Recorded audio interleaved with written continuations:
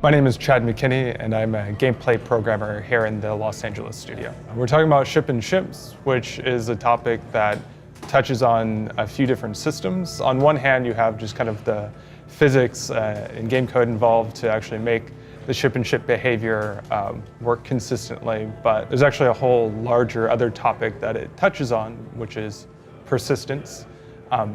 How do you get the ship in there in the first place?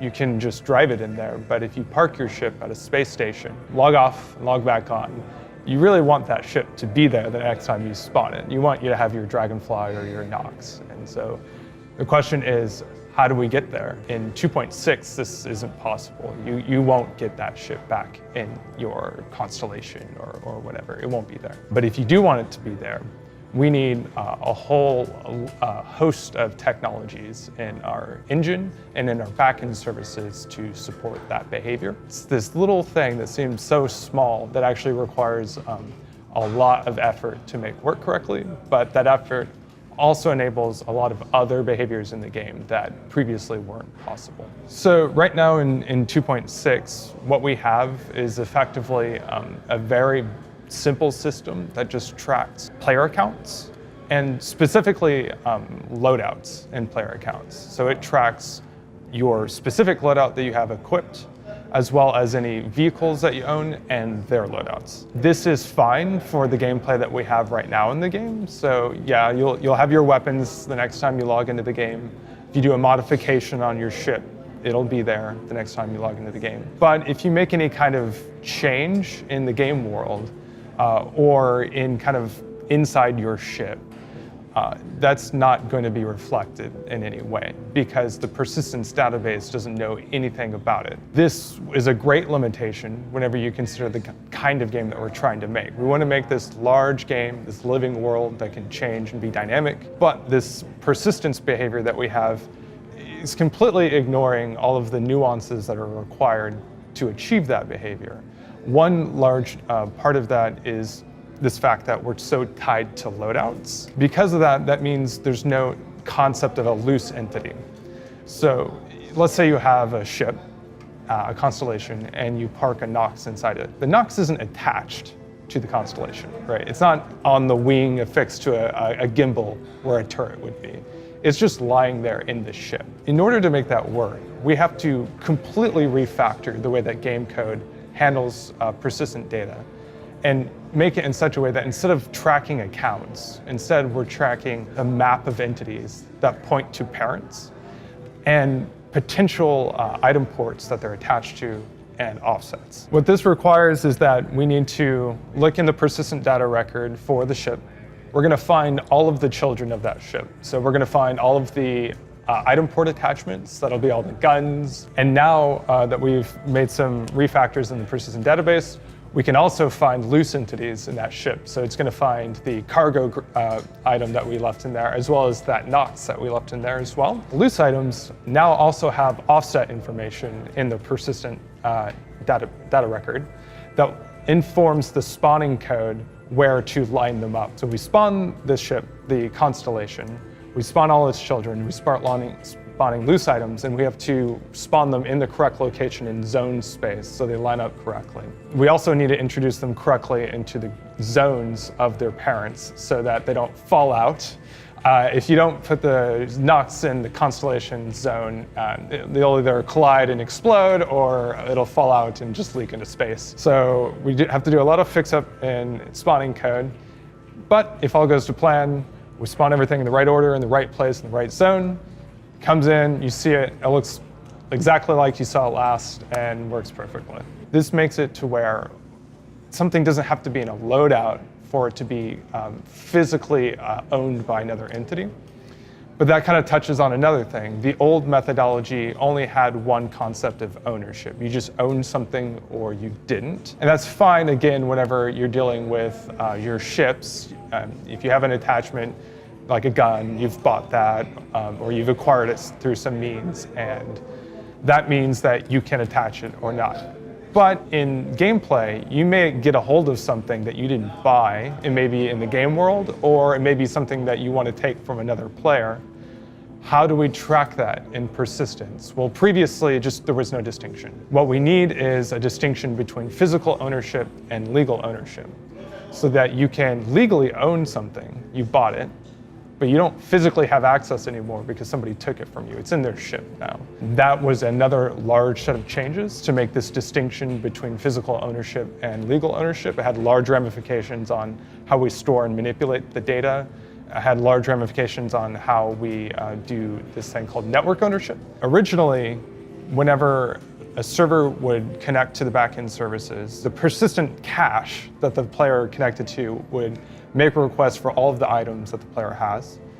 And it would then ask the server to entitle these to the new account. Then those items are sent to the server and cached locally. They're also sent to the client and cached locally on the client. What this meant was that there's a large set of data that exists both on the game server and on the client that is mirrored. But if any changes need to happen to that persistent data, changes would have to happen synchronously both on the server and on the client. And this is a large technical problem. Previously, we kind of avoided it because we didn't really have this dynamic behavior. We had some shop behavior that could change it, and we had some kind of hack code in place to manipulate it on the client and the server synchronously. But once we start having larger systems directly manipulating this persistent data, having fragmented clones of the data across the network is a huge issue, both for security as well as for behavior and sanity of the data. Instead, we've needed to move over to a system where the server is the authoritative owner of the data, and clients don't actually have a copy anymore. Instead, they have to make queries to the server whenever they want to display something. So let's say you go to a kiosk, you want to buy some cargo. Well, instead of directly checking the data that we have cached on the client, we make a request to the server. The server will collect all the information that's required and send it to the client. This makes it to where it's always up to date, it's always correct, and everybody in the network always sees the same information. It also makes it to where some nefarious behavior on the behalf of the client isn't possible anymore, because we've kind of closed off the ability to introduce information that wasn't there to start with. One issue that we have right now is that I mentioned before was physical ownership and legal ownership. Well, if we want to establish physical ownership, that means that we also need to allow for transfer of that physical ownership. To give an example, let's say there's some cargo that's on in an outpost on a planet. That cargo might be spawned in with something called an object container, which is just something that we've touched on in previous material that we put out. And so this object container just contains entities that get loaded into the game. If you want to pick up that cargo and put it into your ship, there's several steps that have to happen to make that work correctly. First, we need to do the persistent transfer of the piece of cargo, but there's an immediate problem that we run into. The cargo in the object container isn't a persistent entity. It got loaded in with the object container. It was never persistent to start with. So we need to do something called promotion to make it into a persistent entity and to make it what's called network replicated. Then we have to make some modifications to the way the object containers work. Object containers assume a certain fixed set of entities will get loaded in, and we're actually modifying this list. So we have to modify the way the object containers work so that they can have changes to their entity list networked across the network, and to support late joiners so that anybody who joins in later into the game sees the changes to the object container. So we've done a promotion to the cargo item. We've removed it from the object container. Now we're going to transfer the persistent ownership of that to the player who picked it up. The player has it. It's in the persistent data record. Now the player walks into their ship and they put it into their ship. We do another physical transfer of ownership from the player to the ship. The ship now physically owns it, and the persistent data record is updated to where the piece of cargo is in the ship. Now, if the player logs off and the ship gets unspawned, next time they spawn the ship, piece of cargo is going to be in there. However, if somebody steals that ship, then they will have access to that piece of cargo as well, and it'll be under their physical ownership, even though the first player yourself legally owns it.